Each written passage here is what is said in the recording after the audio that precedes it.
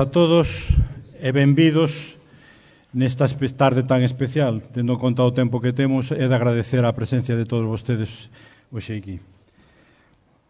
Un día máis continuamos a desenterrar o noso pasado neste percorrido que estamos a facer pola arqueoloxía de Lugo e deixamos na conferencia anterior que falamos do ano 86-87 e hoxe vamos a trasladarnos ao ano 98-99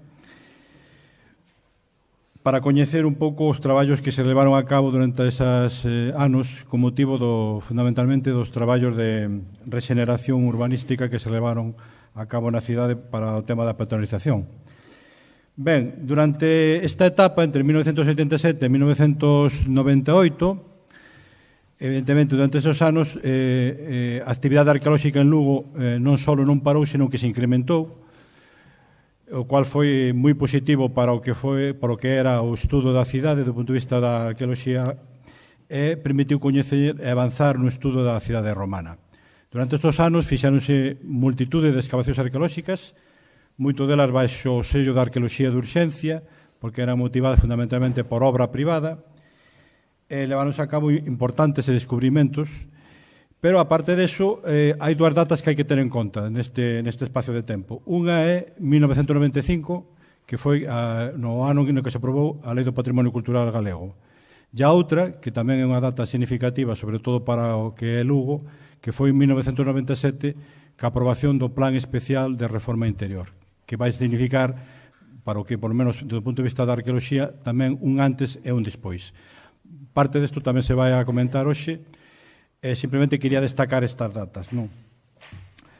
Bueno, hoxe, para falarnos desta temática, destes anos, temos con nós a Covadonga Carreño Gascón, compañeira, colega, non xefa, hasta o fai pouco tempo, exerceu como funcionaria no Servicio de Arqueoloxía e Arqueologia Municipal do Concello de Lugo, ahora mesmo exerce as súas labores arqueolóxicas, pero xa por a súa conta, pero sí que vinculada, evidentemente, ao que é a investigación da arqueoloxía en Lugo.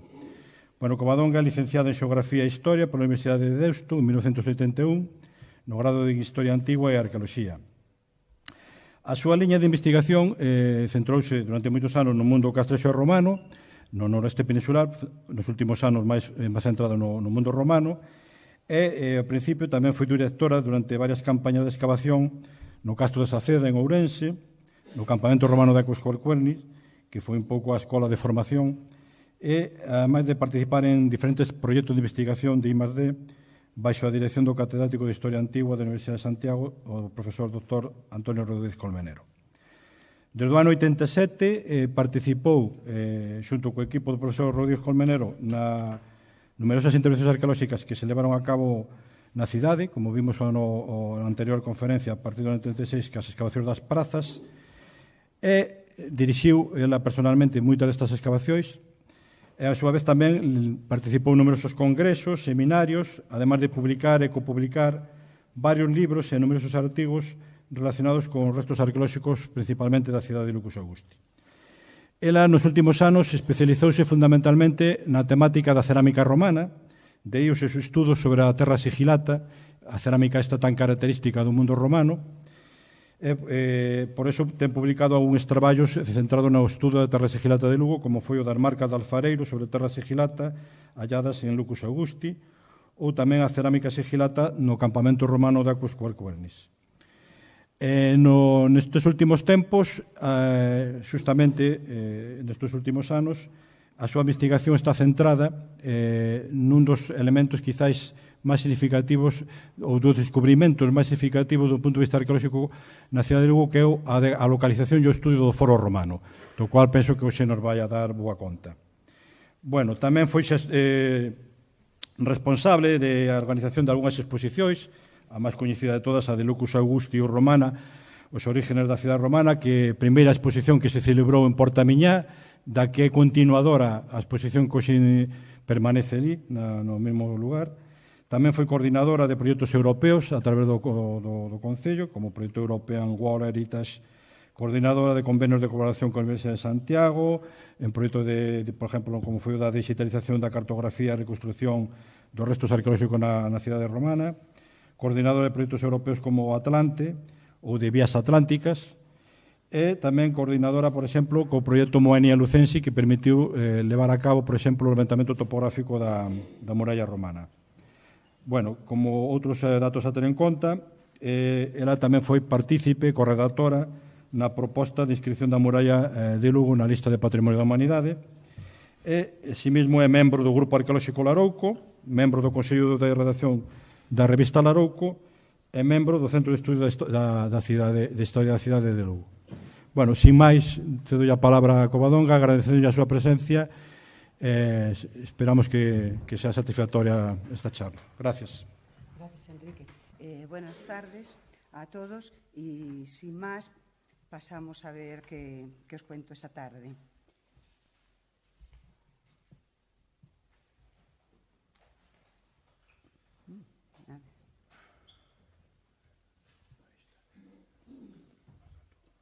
Bueno, hemos titulado la intervención de esta tarde como la configuración de la ciudad romana de Lucus Augusti derivada de los trabajos de rehabilitación y modernización del casco histórico y como consecuencia de esos trabajos pues el descubrimiento del Foro de Lugo. Voy a plantear en un primer momento cómo toda esta actividad que se desarrolló en la ciudad una vez aprobado el plan especial, consiguió o nos llevó a recuperar el casco histórico de Lugo, pero también a conocer en gran medida lo que es la ciudad romana soterrada bajo este casco histórico. Por todos he sabido, por muchos, sobre todo los que están relacionados con la arqueología y la historia, que la Ley de Patrimonio Histórico Español obligaba a los concellos a hacer los planes especiales de los cascos históricos que hubiesen sido reconocidos y declarados con anterioridad y también de los monumentos más singulares que tengan las ciudades. Y por esto voy a empezar la conferencia diciéndoos que en el 91 se aprobó el Plan Integral de Conservación y Restauración de la Muralla Romana de Lugo y, bueno, eso ya merece una conferencia que tendréis dentro de un mes más o menos y unos años más tarde, en el 97, se aprobó el plan especial, el Plan de Protección, Rehabilitación y Reforma del Recinto Murallado. Este plan tiene la normativa, cataloga todos los edificios de la ciudad o los edificios que merecían esa catalogación y creaba las bases de protección de los mismos. Entonces, tiene sus ordenanzas para regular toda la actividad, toda la modernización, toda la rehabilitación del casco histórico de Lugo, que había llegado a finales del siglo XX en un estado de deterioro muy grande debido pues, a las características urbanísticas, arquitectónicas, económicas y sociales de la ciudad. Y a partir de este momento, el Concello se pone manos a la obra desde inmediatamente. Y, de hecho, en el 98 ya empieza a ejecutarse el proyecto de renovación de infraestructuras, iluminación y peatonalización del casco histórico de Lugo. Este proyecto tiene dos fases, 98-2000, que fui yo la directora del control arqueológico de las calles, que tengo que agradecer al equipo porque sin él hubiese sido, más que imposible. No se podría haber llevado a cabo la labor que vais a ver que realizamos. Tuve un equipo de jóvenes, eran becarios, muy entusiasta, entregado y con gran pericia, formado por Rafael Cristóbal Rodríguez. Este no era becario, este era un arqueólogo muy experimentado en arqueología urbana y también de yacimientos importantes. Rubén Álvarez Asorey, María Jesús Iglesias de Arriba, Emilio Baños Castro y Purificación Souto Corredoira. Fuimos los que estuvimos durante 2 años tirados prácticamente por las calles del casco histórico detrás de las máquinas que nos abrían las zanjas y íbamos... Luego, como veremos algunas fotos, reconociendo las evidencias arqueológicas y documentándolas. Bueno, como iba diciendo, fue el primer proyecto, duró hasta 2004, fue breve en el tiempo y con un resultado para la ciudad muy visible. O sea, se transformó la ciudad en muy poco tiempo. Un segundo Una segunda actuación fueron las ayudas a particulares para la rehabilitación de viviendas y edificios 2098-2012. Es un periodo largo de tiempo y se gestionó desde la Oficina de Rehabilitación del Casco del Concello de Lugo. Estaba dirigido por mi compañera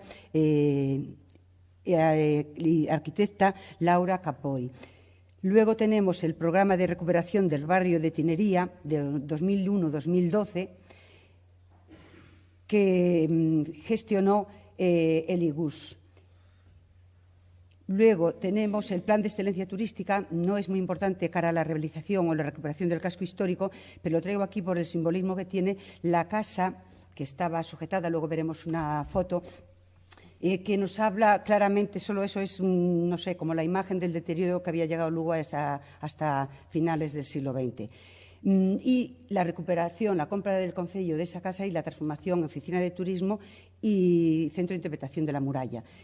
Luego el plan, el último, que llegó hasta 2016, aunque oficialmente terminaba en el 2015, es el proyecto Urban, que también tuvo una grandísima incidencia en la recuperación del casco histórico de Lugo, como sabéis todos, por supuesto. Aquí os quiero pasar unas imágenes para que representan pues, este cambio tan importante que se fue operando en la ciudad. Aquí tenemos el Cantiño. No están por orden cronológico ordenadas. Tenemos el antes y el después. Vemos aquí otra zona muy emblemática de la ciudad, la Fuente de la Pinguera, también, que estuvo una serie de años sin terminar las obras de recuperación. Ya los edificios del entorno, como veis, están perfectamente recuperados. Tenemos otra imagen de la Tinería, sin el pavimento y las casas todas con la estampa antigua y vieja de deterioro, y tenemos la estampa, la imagen transformada. Aquí vemos unas casas rehabilitadas por el IGUS. Esta sería antes y el después. Como estas hicieron muchas en todo el barrio de la Tinería, y todo esto van consiguiendo tener una estampa totalmente diferente de la ciudad, que se ha operado realmente en estos últimos 18 o 20 años. Aquí tenemos una de las obras últimas que se hizo, la recuperación de la calle San Marcos, un antes todavía con tráfico y aparcamiento y las aceras y demás, y el después ya englobado la plaza de San Marcos en la calle, una zona ya peatonil, preparada para los ciudadanos y visitantes, para disfrutar la ciudad. Y esta es la imagen a la que me refería con anterioridad de la recuperación y rehabilitación de las dos. Realmente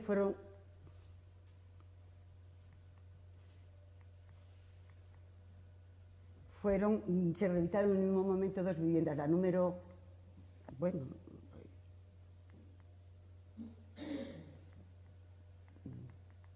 no sé para dónde me he perdido.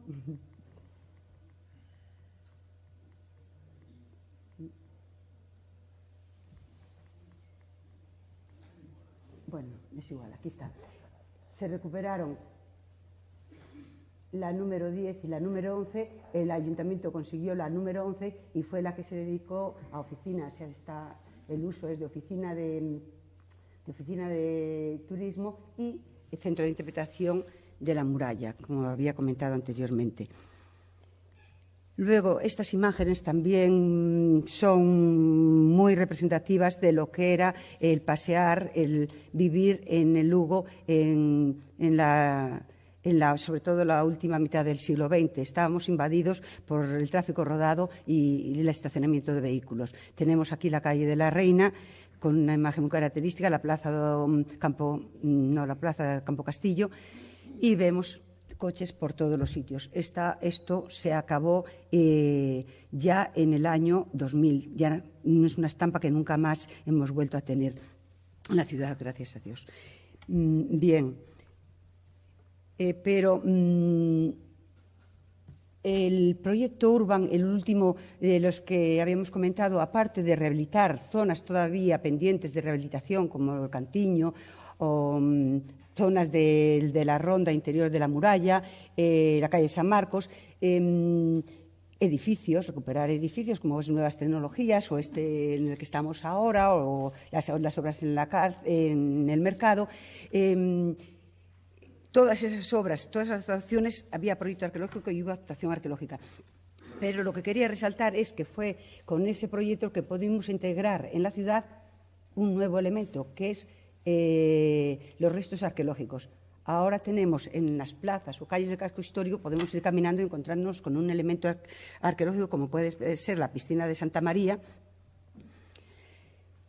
o el acueducto en la plaza de San Marcos, totalmente integrado, visitable, los mosaicos de la calle Doctor Castro. Aquí quería resaltar que a veces el hacer cosas bien ya al plantearlas en los proyectos originales de obra civil luego puede ser un factor muy importante para hacer visible los restos arqueológicos en el futuro, aunque en ese momento no se puedan realizar. Y bueno, como estamos hablando un poquito de la historia, no solamente de arqueología pura y dura, sino de cómo se fue transformando o cómo fuimos recuperando y conociendo la ciudad romana, pues por ejemplo, cuando hicimos esta calle en el 2000, en la segunda fase de ese proyecto de renovación, en el 2002, creo que se excavó, ya se dejó preparado la calle, se hizo el departamento, un cubo estanco para poder en algún día hacer visibles los mosaicos. En el 2002 no pudimos llegar a tanto y fue luego ya con el Urban el que abrimos las ventanas y ya teníamos los restos todos preparados y todo dispuesto para hacerlos visibles. Sin embargo, yo lo comento porque cuando hice la primera fase en la calle Catedral, la Rúa Catedral, no sé si recordaréis, algunos sí, por las noticias de prensa, habíamos encontrado restos de unas piscinas de las termas públicas que están situadas en la zona de la Rúa Catedral, a ambos lados, en ambas calles. Vimos unas piscinas importantísimas de las termas públicas.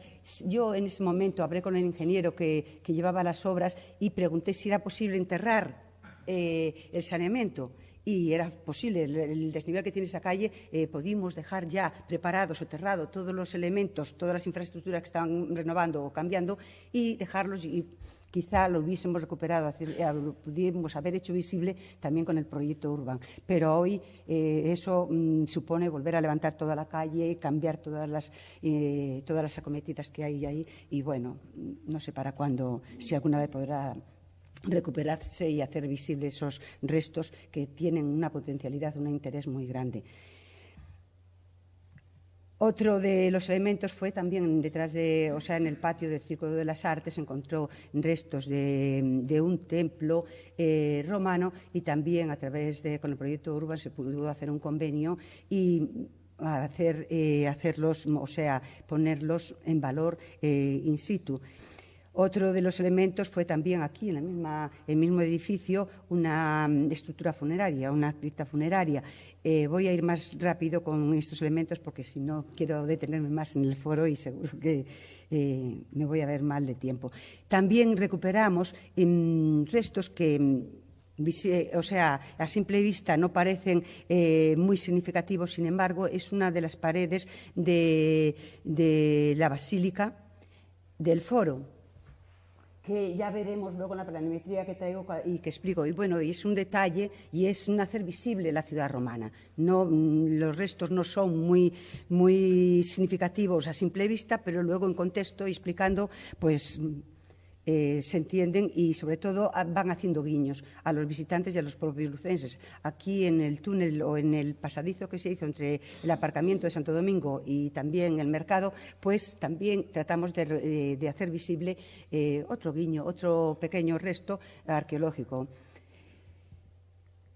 Bien, llegados aquí hemos visto que podemos suponer un conjunto histórico agradable que ha conservado su tipología en caserío, en arquitectura, en urbanismo, pero al mismo tiempo con ya guiños arqueológicos, con la introducción, con el enriquecimiento del patrimonio arqueológico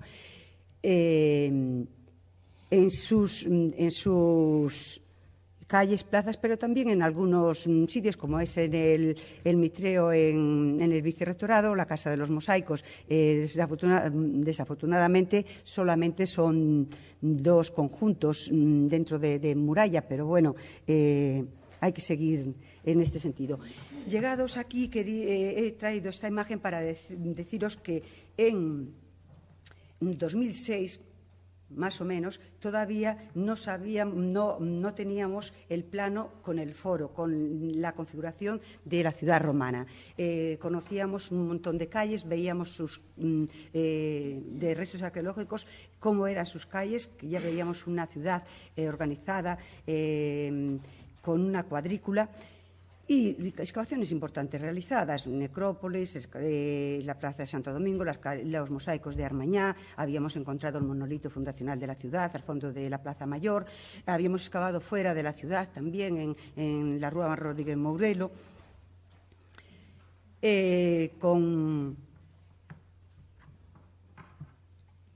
casi con esto. Rodríguez Mourelo, que es esta imagen. Y a partir de este momento pudimos confeccionar, fue la primera vez más o menos en el 2006 que ofrecimos ya un conjunto de restos arqueológicos en el que ya figuraba el foro. Ya teníamos introducida en la planimetría todos los restos arqueológicos que fuimos recuperando a lo largo de todos estos años. Esta imagen, este plano que ya es antiguo, que tenemos avanzado, y de hecho en el 2016-17 creo que tuvimos un técnico metiendo datos de las excavaciones en la planimetría, pero nos falta que lo trabajen el arqueólogo. Entonces, no tenemos para ofrecer al público un plano actualizado con muchos más restos que hoy conocemos de la ciudad romana.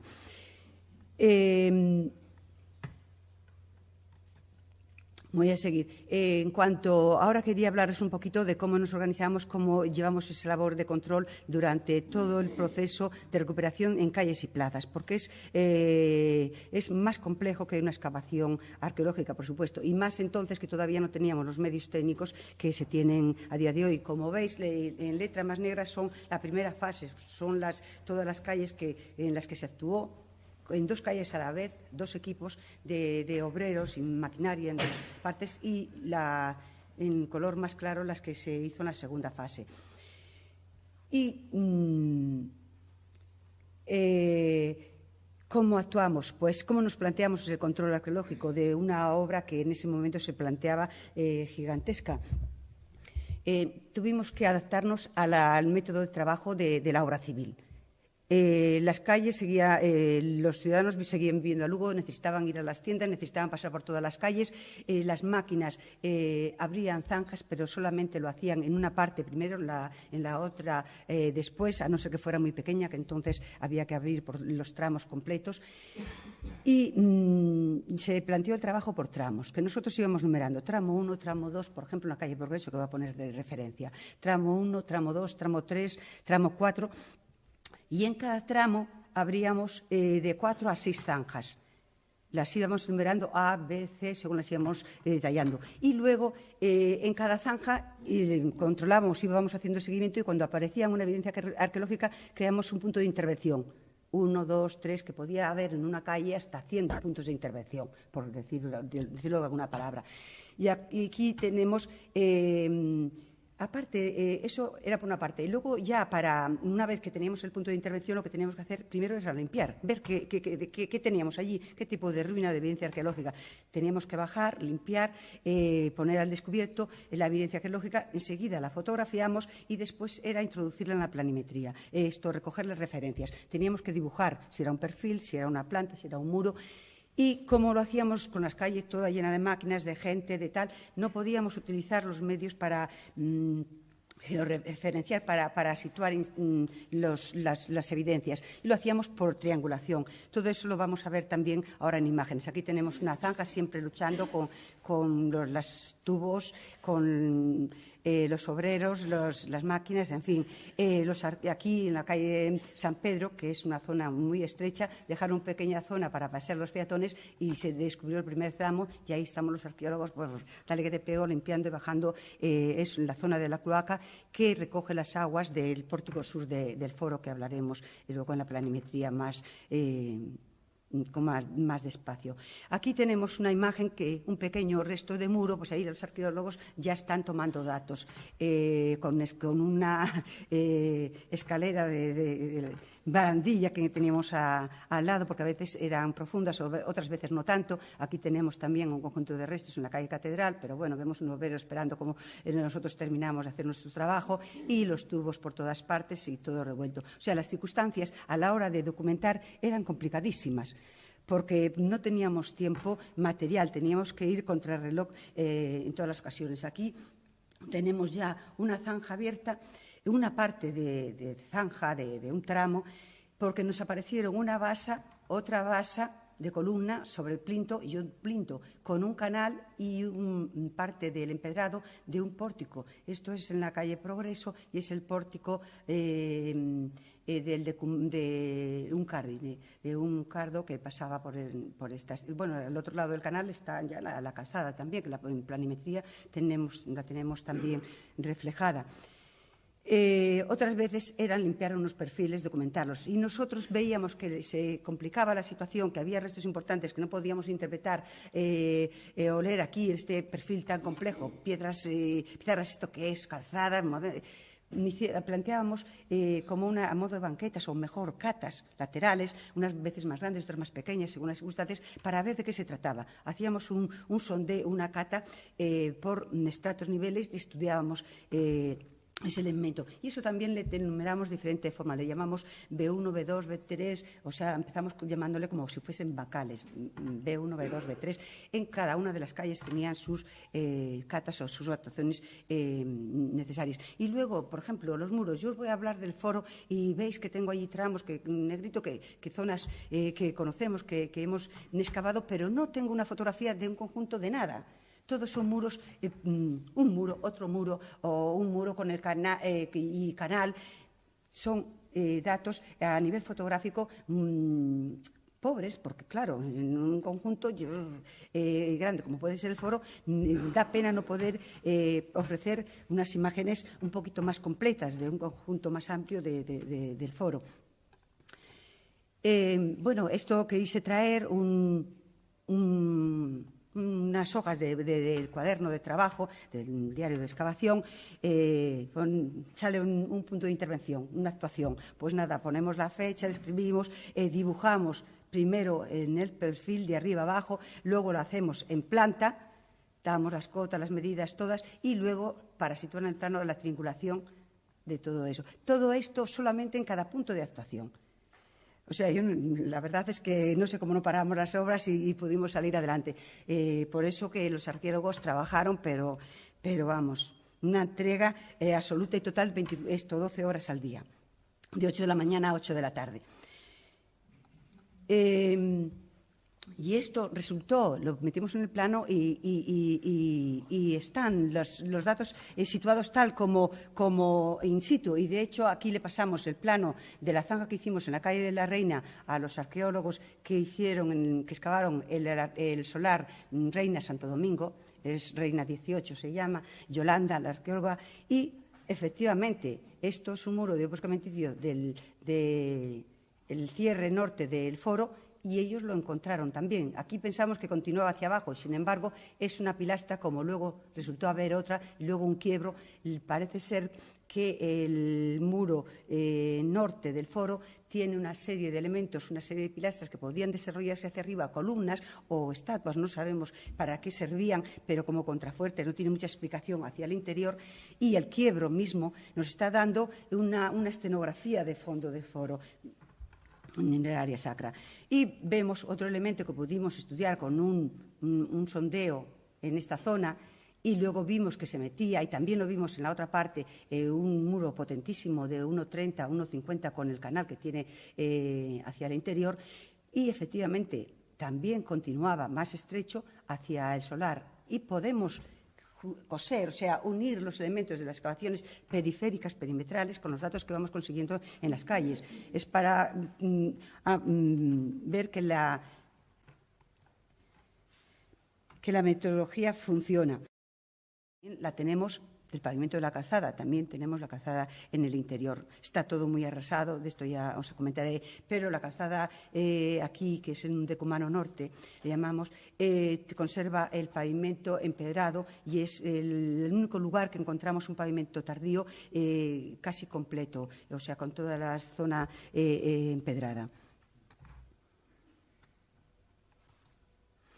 Y luego, una vez que íbamos recogiendo datos y datos, pues luego tenemos que colocar en el plano. Aquí tengo la calle Progreso, San Pedro, Norias, Progreso, Santo Domingo, y ya tenemos que en laboratorio ir volcando todos esos datos a un plano. Y luego, una vez que tenemos estos planos, que los hicimos a escala 1:100 y 1:400, tomamos y los detalles a 1:20, luego lo pasamos, hacemos el montaje en el plano general, ¿no?, que veremos con posterioridad. Aquí tenemos otra imagen, se ve mejor ahí.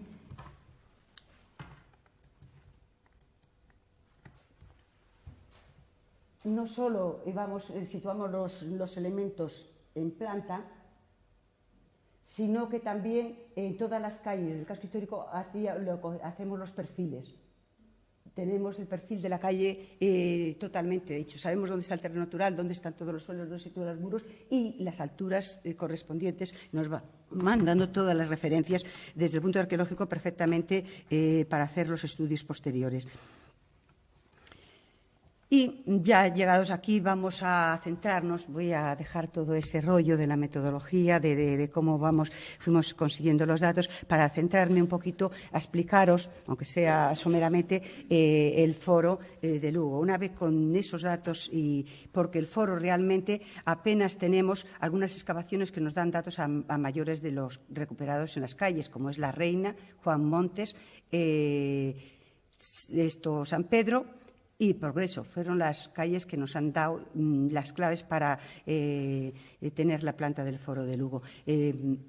Entonces teníamos una excavación que, en las excavaciones que hemos realizado en la calle de la Reina, como Reina 21, la misma 7 y 8 que hice yo ya en el 88 y otras posteriores, unas de hizo Rafael, el número 17, me parece, quiero recordar, que nos iban dando datos sobre todo del cardo máximo. Luego la que hizo Yolanda, aquí en la esquina de Santo Domingo, que nos dio datos también del foro, nos enriqueció lo aportado por las calles. Luego tenemos una excavación importante también para conocer el entorno del foro, es la que se hizo donde están las Sargadelos, que nos dio posiblemente un ninfeo y castelo. Bueno, ahí tenemos un elemento relacionado con la traída y la distribución del agua y también la entrada de agua al foro de Lugo. Luego tenemos otra excavación que nos aportó en el decumano contrario, o sea, a la prolongación, por decirlo de alguna manera, del decumano máximo en Progreso 21, una excavación nueva que se ha hecho, que no tenemos metida aquí en este plano, en el número 21 de la calle Progreso, que nos dio la pared este del foro, que no la teníamos localizada, y poco más. Ya, no tenemos más elementos. Y con todos esos datos vemos la planta general del foro. Pero con esta diapositiva lo que quería hablar es que al llegar los romanos lo primero que hacen es, tras la fundación oficial o teórica de la ciudad, luego hay que construirla. Y lo primero que se hace es la ubicación del foro y el trazado urbano, las calles. Se hace el trazado urbano. Esto es general, es siempre. Aquí llama la atención porque tenemos el foro ladeado, no está en el centro de la ciudad, pero ellos siempre se adaptaban a la topografía de la zona que habían elegido para establecer una ciudad. Y efectivamente está en un lomo que viene más o menos dirección norte-sur, inclinado hacia al noroeste, 30 grados más o menos, y tal como está la topografía, ellos ubican el foro en la parte más alta de la ciudad. Y de ahí salen todas las calles. La cuadrícula está conformada por las calles perimetrales del foro. Vemos que son a un lado y a otro, y luego el decumano máximo, otro decumano, y las calles que vamos conociendo. Pero esto se rompe muy pronto, ya desde el principio. Creo que la continuación del decumano que va desde de la plaza pública a las termas, en el lado contrario del foro, cambia la orientación. Y eso es desde el momento de que se hace y se organiza la ciudad. ¿Por qué? Porque es la topografía, nos va llevando. Ahí no era posible continuar para luego, con la bajada, con el cambio de pendientes y la resolver, porque aquí encaminan, es la salida para la vía 19 de Lugo. Y vemos que hay otras muchas diferencias en la cuadrícula urbana. O sea que el foro es el epicentro de la ciudad, la ordenación de todas las vías, las calles de la ciudad.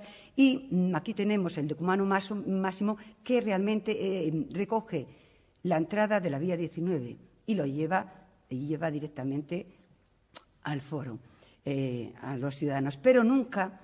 en este periodo, en el periodo de Augusto, en este tipo de foros, introducen el tráfico o, no sé, los carros, animales. El foro es peatonal, por decirlo de alguna manera, o en terminología moderna.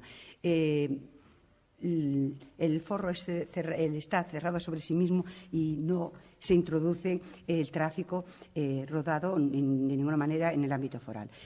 Bien. Aquí, en una aproximación, vemos que tenemos dos cardos, el que llamamos cardo máximo al oeste, el cardo Otto Cardine al este, de 4 metros y medio, 5,5 el cardo máximo, y tenemos un decumano importante al norte que tiene 7 metros de anchura. Los dos jardines laterales al foro no tienen pórtico al lado foral, sino solamente al contrario. Quiero decir, soportales, son pórticos. Los tienen al contrario del foro. El foro es un paredón que cierra y tenemos la vía y luego ya la entrada, que la veremos mejor en la siguiente diapositiva, la entrada, o aquí mismo, la entrada al foro que enfrentadas, 2 a 2. Y otra entrada, tenemos dos entradas en los decumanos principal, el decumano máximo, y otra entrada y salida al sur, entre la plaza y la basílica.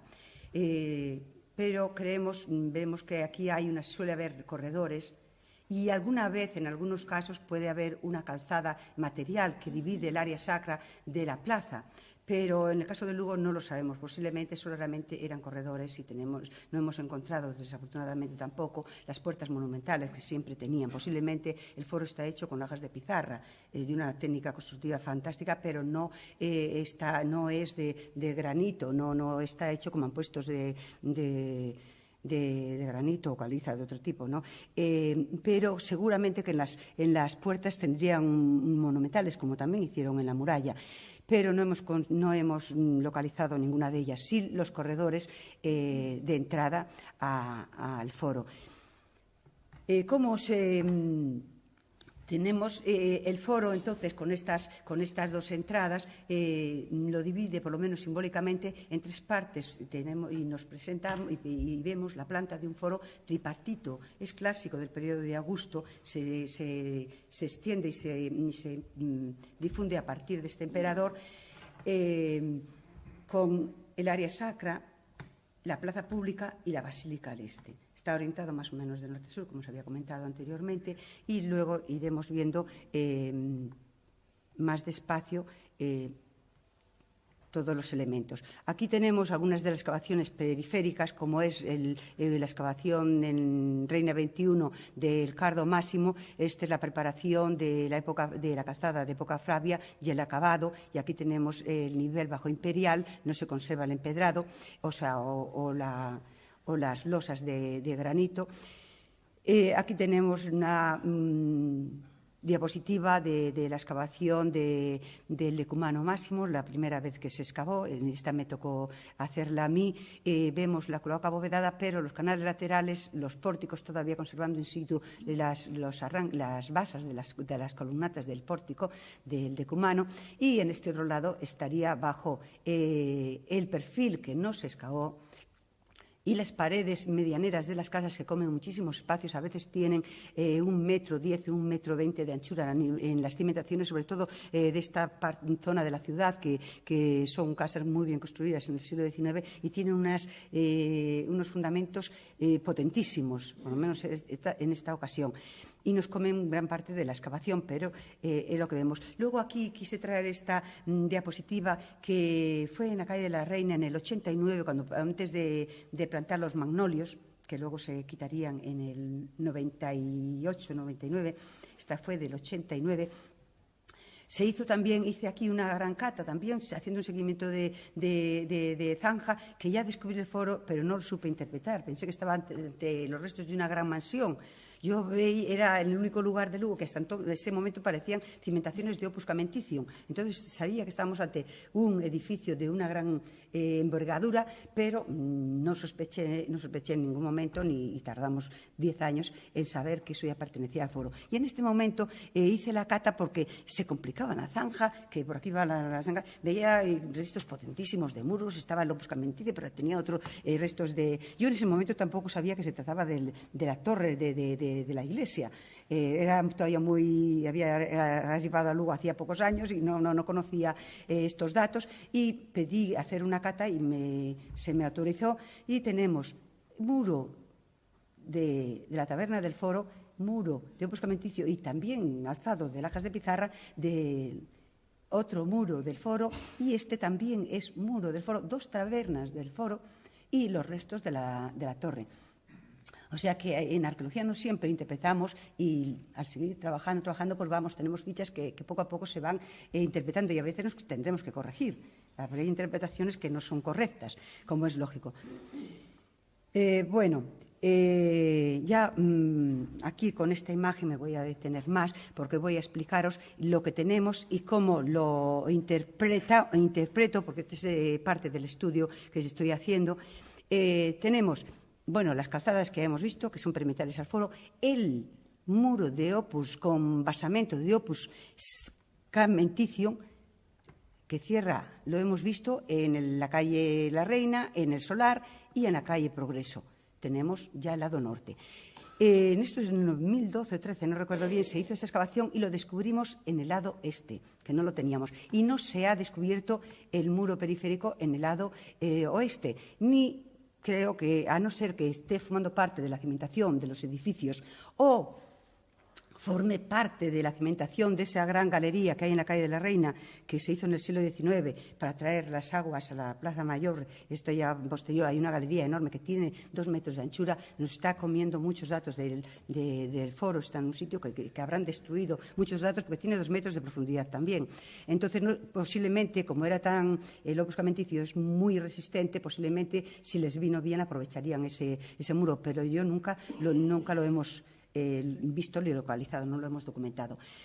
Este muro periférico que continúa en las tabernas, en la parte toda esta, nos da la anchura del foro en todo el gran rectángulo, que tiene 106 metros de anchura por 196 de largo. Yo con los números a veces digo mentiras, me equivoco, pero es 196 metros de largo, incluida la basílica también.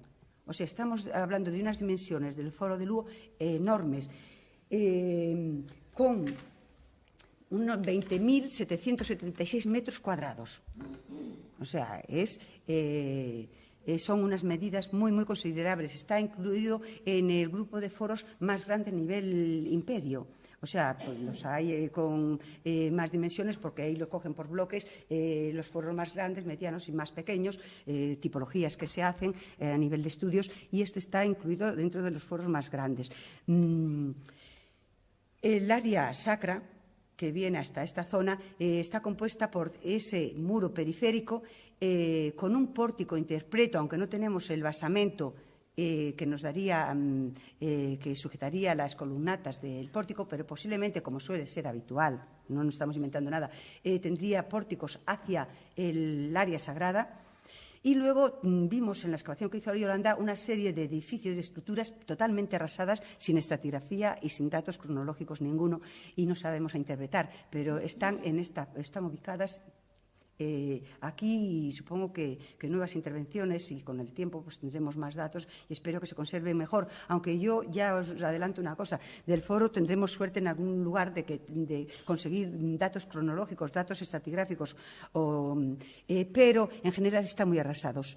Esta estructura es una segunda fase del foro. Abandonan la zona porticada, se deja hacia afuera, se cierra con una estructura de opus spicatum de 1,20, 1,30 de anchura, con una cimentación de lajas inclinadas, haciendo capas, y un canal periférico, porque podía ser una estructura diciendo aquí una galería. Al tener una nave, un canal periférico por el interior, suponemos que en el interior no tiene sentido tener canales de un edificio. Aparte que, aunque no lo hemos encontrado conservado, sí hemos encontrado el negativo de ese muro en la calle Progreso y también en la excavación que hizo Guillermo en el número 21 de la calle Progreso. Quería volver atrás porque me parece que me pasé una diapositiva, que es esta.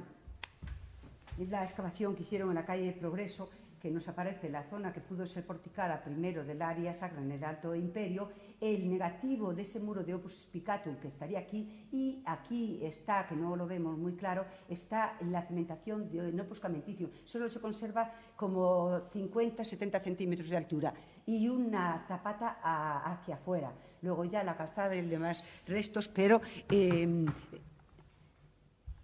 es en esa fotografía, es en esta zona donde descubrimos esa zona. Bien, esta estructura se abandona, se reduce el recinto foral y sabemos que fue como muy pronto, a mediados del siglo III, pero incluso podía haber sido ya hacia mediados después de mitad del siglo IV, una vez que está funcionando la muralla y que se elevan las calzadas y los niveles de suelos en casi todos los edificios, también en el foro, porque un pavimento que sale del nivel bajo imperial de este decumano y llega hasta esta estructura y ya sella, una vez destruido, los restos de la cimentación del foro, de opus camenticium. Está sellado. Y eso y los datos del estudio de esta excavación nos hacen sospechar que esto ya estamos hablando de una estructura de un momento tardío del foro. Y luego otro elemento que hemos introducido, que no está en las imágenes anteriores que habíamos publicado y que aquí lo que hemos querido meter, es un critopórtico. Este critopórtico no tenemos datos arqueológicos. Es una propuesta que estoy haciendo basada en noticias orales y también, y sobre todo, he hecho caso porque al principio yo durante muchísimos años no quise hacer caso, pensé que se estaban exagerando con eso de los túneles, los pasadizos y todo eso, no tal, pero si entramos en el solar número... donde estaba la droguería central, a ver, hoy lo podéis ver vosotros, si entramos en este local comercial, una vez que 25 metros más o menos hay una escalinata que sube de 5 peldaños, y también en este solar, o sea, en estos dos solares es en la única zona donde se ven los peldaños, que cambia de rasante, que hay algo importante que no han destruido y lo que han hecho es hacer una escalinata y sigue el local comercial hacia atrás. Entonces situamos esos elementos y también situamos el dato que me habían dado, que aquí antes de los años 70, avanzado en la década de los 70, haciendo unas obras, se hundió el terreno y se encontró alguna galería. Sé que hay 3 fotos, pero yo no he podido... preguntado y no he podido localizarlas. También hablé con el hijo uno de los hijos del propietario de de este edificio cuando estaba la droguería central, y me habló de que efectivamente tenían una bodega que también fue sala de calderas abovedada. Debía estar semisoterrada, o sea, relleno en parte con tierras, es lógico, porque tenía poca altura, me decía. Él la recordaba de cuando era ahora yo era una persona mayor, pero mayor no, mediana edad, de vida a lo mejor, no sé. Cuando era niño, que tenían esa estructura, él recuerda que tenía poca altura. Entonces, esos datos los situé en el plano y resulta que están... mantienen las distancias a las calzadas y a los elementos forales que conocemos. O sea, y esto lo estamos interpretando como sería un criptopórtico semisoterrado para hacer una plataforma elevada para poner el templo. Es un poco como, luego veremos la imagen que he traído del foro de Astorga, sería un poquito así.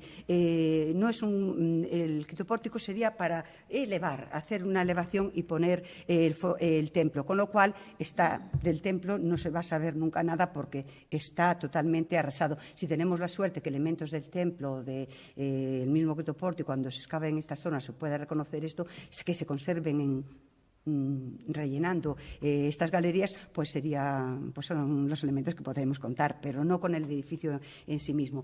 Bien, del área sacra es más o menos las hipótesis y los datos que tenemos. A partir de esta reducción, suponemos que se abrirían estos espacios, por lo menos en esta zona conocemos que hubo muros posteriores con diferente técnica constructiva. Estos son muros que encontré en Zanja, por eso no están alineados, van en el sentido contrario, están compartimentando posibles galerías anteriores, no sé si haciendo tabernas o incluso podían hacer también algunos espacios más amplios para aprovechar ese espacio. En esta zona no sabemos, no tenemos datos. Bien. En cuanto a la plaza ya es un hecho, la tenemos muy bien reconocida, porque la calle de la Reina nos ha dado en las distintas zanjas, ha sido muy machacona, nos ha ido ofreciendo datos de los muros que compartimentan las alas laterales, o sea, la zona de tabernas del foro. En la calle Progreso son muy poquitos, son 5 tabernas que tenemos localizadas, pero como es una simetría total y absoluta, pues hemos conseguido la planta. Tenemos las tabernas tienen 10 metros en este sentido y luego las dimensiones de la anchura es diferente. Hay una central que, por ejemplo, en el caso de Cunha, la relacionan con un templo, se mete en parte en la zona porticada y es la más grande, de 11,7 metros, 11,7, luego 9,6, 9,8, 5, 5,2, 5,3, 5,4, o sea, a un lado y a otro, van de mayor a menor a un lado y a otro y lo mismo se reproduciría en la otra parte. Tenemos las salas porticadas, que aquí en Lugo son también de 10 metros y hemos encontrado uno de los pilares que compartimentaría, que nos harían un pórtico dúplex en Lugo. Luego tenemos, en vez de tener pilares para sujetar hacia la plaza las columnas, tenemos muro corrido de poscamenticio, pero es muy habitual. No siempre, en muchos casos están pilastras, en otros casos son muros corridos. Y aquí tanto la basílica como el foro tenemos muros corridos como basamento de las columnatas. Hay muchos ejemplos. Yo ahora mismo no se me ocurren, aunque los tengo estudiados y ya he adelantado uno en la primicias del foro ya en pública en prensa. Pero, y también tenemos los canales laterales de la plaza pública. Perfectamente. Y el nivel del terreno natural en una plataforma, otra plataforma y una tercera, que aquí al no poder, lo que no tengo todavía, y esto según ibas investigando te vas encontrando la necesidad de hacer más planimetría para demostrar los elementos. Tenemos las cotas de las calzadas, tenemos las cotas del terreno natural y también el alzado, el desarrollo posible de los canales, con lo cual tenemos una cota relativa de los pórticos y una cota absoluta del pórtico sur, que sí hemos encontrado los pavimentos del pórtico sur, con lo cual es el mismo. sería la misma cota, o sea que ya la habíamos supuesto en parte más o menos, pero con la cota que nos dio en esta zona del Pórtico Sur, pues tenemos la cota con lo cual nos podemos aproximar a la cota de la platea, o sea, de la plaza pública, y también la cota de la Basílica. De eso, a lo mejor, con las fotografías lo puedo comentar al final de nuevo. Otro elemento importante es la Basílica. De la Basílica, ¿qué sabemos? Sabemos que no se construyó en el mismo momento que el área sacra y la plaza pública. ¿Por qué? Porque no tiene cimentaciones de opus camenticio. Las cimentaciones, los basamentos de la Basílica, que son potentísimos, que son de cantos de río también como medio metro, pero con arcilla, y son mucho más anchos. Tienen una anchura entre 1,10, 1,30. Bueno, el primero, el exterior, es 1,80, parecido a los exteriores del foro. Y luego los de la nave central tienen unos basamentos mucho más anchos para sujetar la mayor altura que tiene esta nave. Y luego también hemos encontrado muros que hay que interpretar como cosido en los pórticos a nivel de soterrados. Y también hemos encontrado, por lo menos en uno de los lugares, una zapata exterior en este lugar, en la calle San Pedro. Bien, los datos que conocemos de la Basílica son los que hemos encontrado en la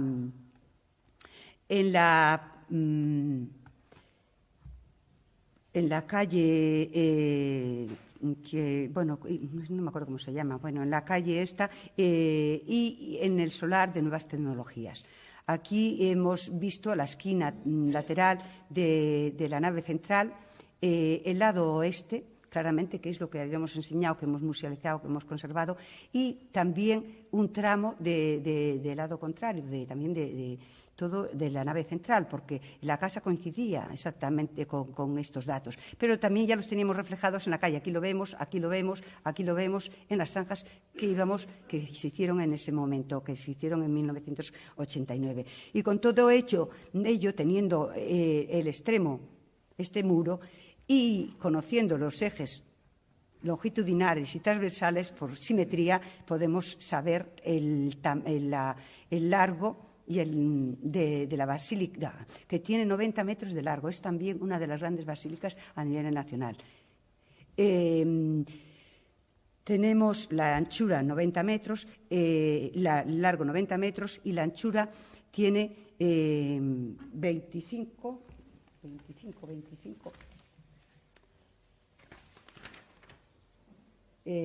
Pues 25 metros, y luego son una superficie de 2.250 metros. También las tres partes del Foro de Lugo son de un tamaño considerable.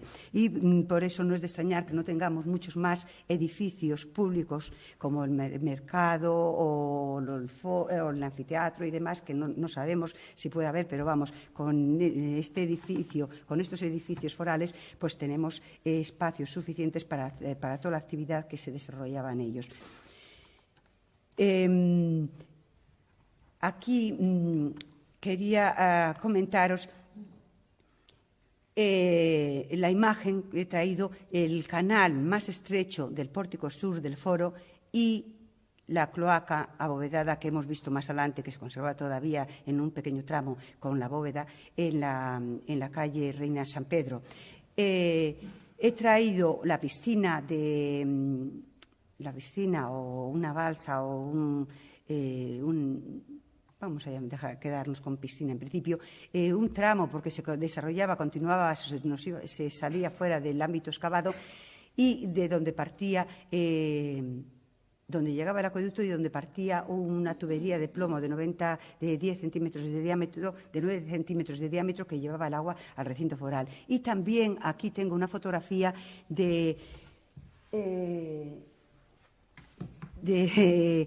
el pórtico sur del foro. Se encuentra un primer nivel de suelos de opus, con una especie de opus cameninos, era una gamasa romana con piedecitas, que ahora, después de excavar y conocer el suelo de construcción de la basílica, a lo mejor ya no lo interpretaría, y tampoco no puedo decir con seguridad que fuera un primer suelo del pórtico, sino que podía ser un suelo de construcción. Luego tenemos un suelo de opus signino y otro segundo suelo, y este es el que hemos partido, la referencia que tomo para las alturas. Pero limpiando este perfil encontramos una moneda de Claudio II el Gótico, del siglo III, o sea que este es posterior a esa fecha, con lo cual estamos ya hablando de segunda mitad del siglo III con reformas, con actuaciones dentro del foro de Lugo. Aquí hemos reconstruido la basílica, un alzado que se hizo precipitadamente, y lo he querido traer para comentaros que con esas cotas que nos da en los suelos del foro y el nivel donde han aparecido de restos que veíamos en la fotografía anterior,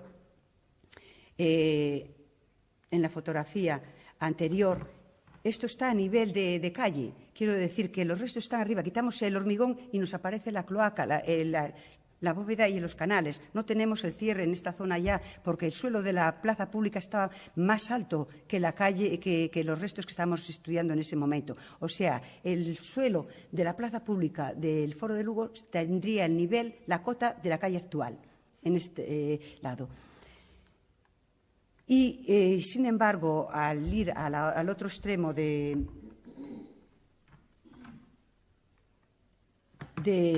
si vamos en esta, está en la cota la tengo creo por aquí,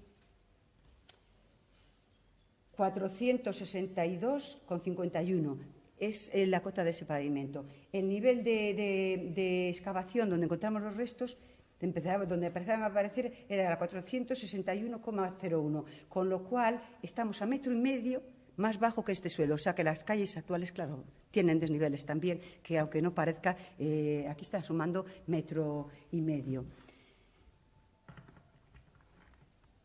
Bien.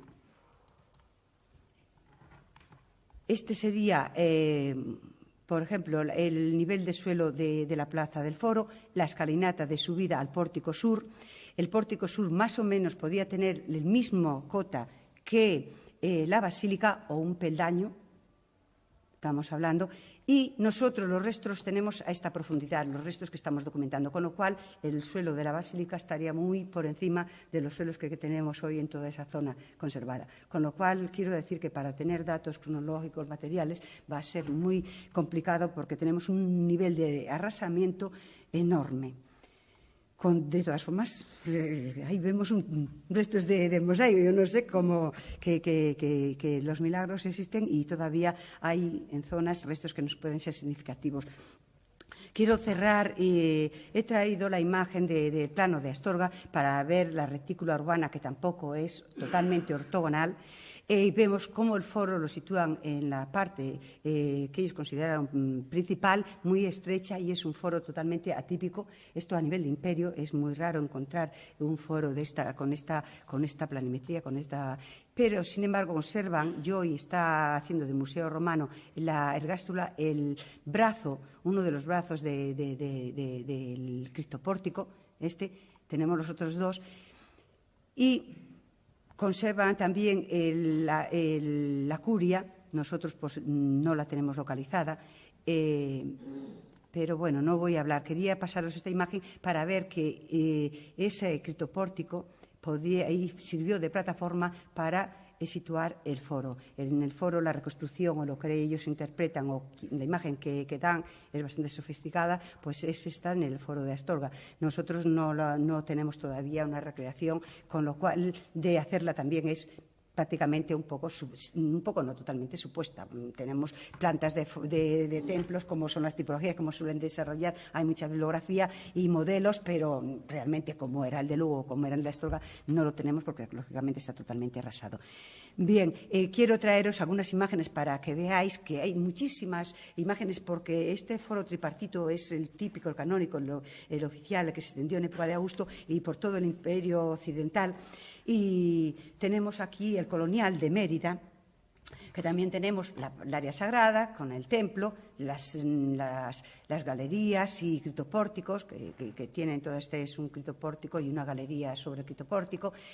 Y piscinas, fuentes, ninfeos o cosas rituales. No sabemos qué hacían con el agua, pero hay muchísimos ejemplos del uso en el área sagrada de los foros del agua. Y lo recalco porque nosotros tenemos el Castellón Acque, el agua que llega aquí en Lugo, en la zona donde se sitúa hoy la Galería de Sargadelos, y un tubo que la introducen en el foro. Por supuesto, no hemos excavado ningún ninfeo, ni aljibe, ni depósitos, ni piscinas, porque toda esa zona está sin excavar. Ojalá en su día pues, nos dé datos y bueno, sería interesante. Otra cosa que quería resaltar con el paralelismo con el de Lugo es los corredores de entrada de las entradas al foro. Siempre paralelas y también dos. Aquí tienen otra entrada y otra entrada paralelas. Este sería muy parecido. Luego la basílica es más corta que la de Lugo, la anchura es algo superior, luego tiene el acceso desde la plaza es diferente. Aquí no tienen un pórtico pequeño, nosotros tenemos el pórtico de sur del foro. Yo a veces le llamo pórtico norte de la basílica, porque realmente se construyó o se cerró el pórtico sur cuando se hizo la basílica. Y la basílica no se hizo en el mismo momento, porque si no tendría la misma técnica constructiva en la cimentación. Yo supongo que habría un lazo de tiempo muy pequeño entre la construcción del área sagrada y la plaza y la construcción de la basílica, pero no fueron el mismo momento, porque no utilizaron las mismas técnicas constructivas. Pero la forma de acceder es a través del pórtico sur, como se accede a la basílica, a todas las basílicas normalmente son interiores los accesos.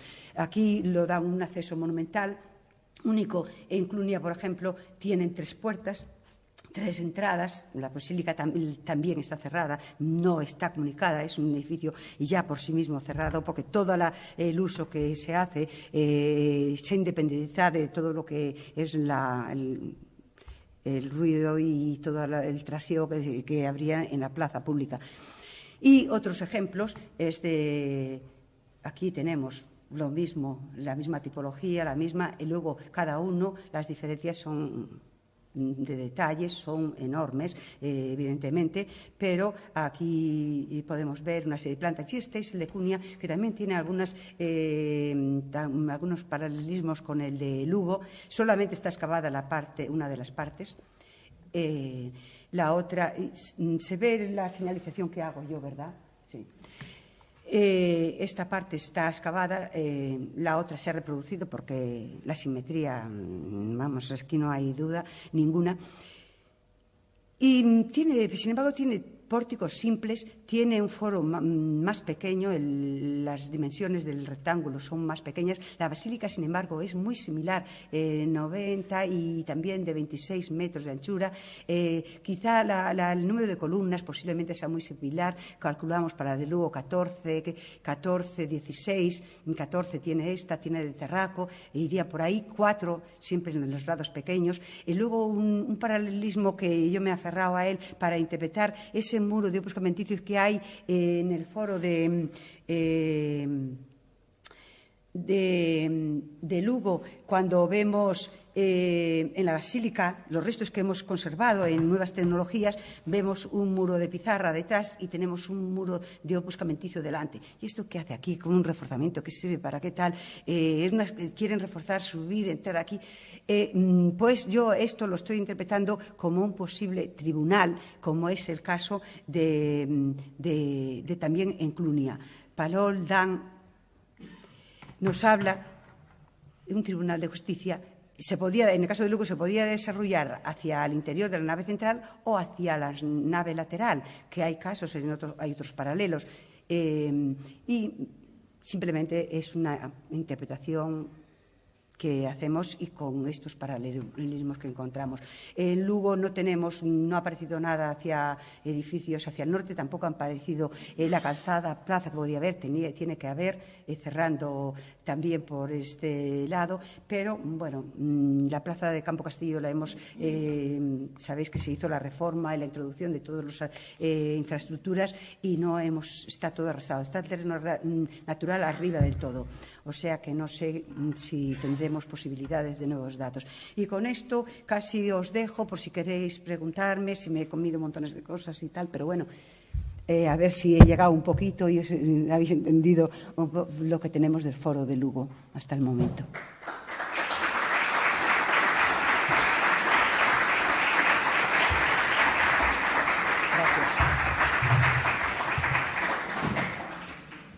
Gracias a Covadonga por a exposición deste interesantísimo tema, que, por outra parte, pon en relevancia a pequena arqueoloxía. É dicir, en Lugo estamos acostumbrados en arqueoloxía a grandes excavacións e vemos como a veces os pequenos controis arqueolóxicos, unha simple zanxa, un simple control dun ascensor, todos estes datos no conxunto son relevantes para o que é o estudo e a investigación, neste caso, da cidade romana, non? Bueno, pois damos paso a un pequeno coloquio, se hai algunha pregunta que querades formular con relación a este tema ou con relación a cualquier outro aspecto. Bueno, con la aparición del foro definimos la planta de la ciudad. A partir de ahí es mucho más fácil entender cómo la organización de la ciudad misma. Y además es la que orienta, da la orientación de la ciudad, las coordenadas de sus calles, de sus ejes, o sea, y es la pieza fundamental de una ciudad romana. No solo a nivel de urbanístico o arquitectónico, sino luego también de las funciones, que no he hablado absolutamente nada, tampoco lo tengo ese tema muy estudiado, pero sabe que todas las funciones